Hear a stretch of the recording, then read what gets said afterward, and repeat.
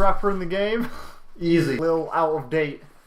Tesco's BLT. I think Rye's blood, which sounds like Rye's blood's like cousin or something. Like Rye's blood, like, okay.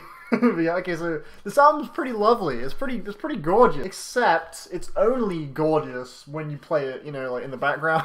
When you pay attention, it's kind of I don't know, it's just kind of boring, really. I hate having a cool album's boring. It really depresses me, to be honest. It was really bland, it's really drab, it's really boring, etc. Like, shit like that. It's just such an uneventful way to describe an album. Like, it was just kind of boring. Like nah, man. But if I'm being real, when I would, like, actively pay attention to this album, like, listening to lyrics and the instrumentation and the way songs would be, you know, sequenced next to one another, and just fully focused in and enjoyed the album experience that this project provides, I found it a bit tame, dull, not really all that attention-grabbing. But hey man, I was playing Lego Star Wars Complete Saga, and I threw on some of this album, and hey man, it was pretty nice. It was real chill, you know, because I mean, I played Lego Star Wars a million times, bro. I can just chill, play. I don't need to think about, no, I can listen to some music, I don't need to hear. Like, there's no, like, dialogue or anything in that game, you know, it's just fun, just kick back, sit, just chill, play some Lego Star Wars, man, throw on some music, you know. And yeah, this album fit really nicely in that context, because nothing about it really excites me enough to actually really give it my focus on, like, multiple listens. There are some lovely musical qualities to this album that I think are really admirable and beautiful, but I just don't really see myself,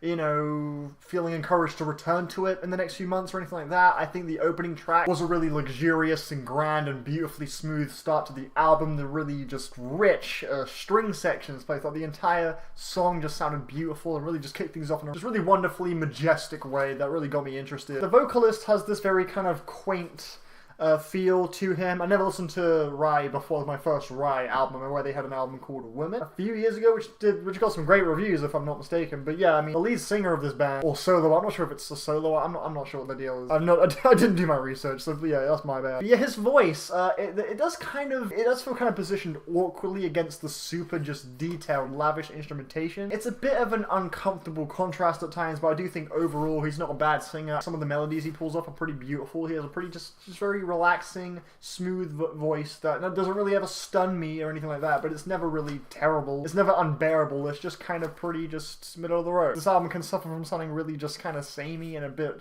redundant. Like, if I were to ask anyone who's heard this album, like, hey, what did you think of the song Please? Oh yeah, that was the one where there was strings. A good handful of these tracks are just completely just indistinguishable from these other songs. Just grab some, like, soft, kind of vulnerable sounding vocals and, you know, just recite some really vulnerable sounding, very lustful lyrics. Put it over some pretty piano melodies, some rich string sections, throw in some light percussion, an ambient drone here and there, and boom, you have pretty much the general formula for nearly every song on this album. It becomes pretty transparent pretty quick. However, there are songs like Count to 5 and Taste, which do show that Rhye have it in them, or he has it in him. But these tracks, Count to 5 and Taste, show that they are capable of coming through with a pretty danceable groove, kinda. These songs have a bit of a nice kind of finger snap and bounce, and especially Taste. Taste was pretty solid. These songs, whilst they are a little bit more energetic, they are still kind of pulled off in the very velvety and tranquil style that they kind of pull off on every track here. But it still feels comparatively a little bit more attention-grabbing to me. The song Stay Safe I thought was kind of interesting. There was some pretty funky synth work lit throughout the song, which is pretty cool. It was paired up real nicely against this, like, pizzicato string melody I thought was a real nice pizzicato. I just used the word pizzicato in a review. It isn't really all that impressive, but hey man, I'm proud of it. I don't really use much, like, musical terminology, so that's just cool. I don't know. I just normally just ramble for fucking 6 minutes. Loved that string melody, that sounded real cool, and I loved the really interesting, funky synth groove that just gonna repeat throughout the whole track. The kind of faceless vocals, the skeletal keys, and just the pretty redundant drum beat just overall makes the song feel like a slog as well. The overall album, if you're paying attention to it, it feels ridiculously long, but if you're not, it just breezes by.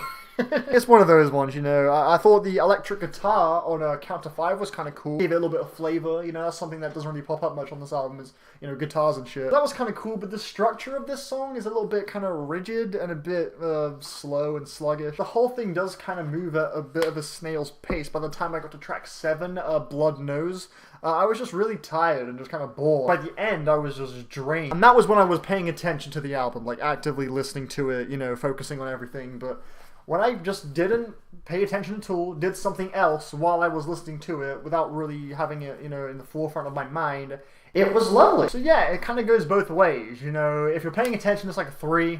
If you're not, it's like a 7. I think it meets the middle ground of a 5 overall. Dude, 2018 so far has had a lot of just mehs, you know. It's been pretty boring overall. Waiting for a real stunner. Just waiting for something to happen. And yeah, I'll just be patient until then. So thanks for watching my review of Rhye's Blood. Bye!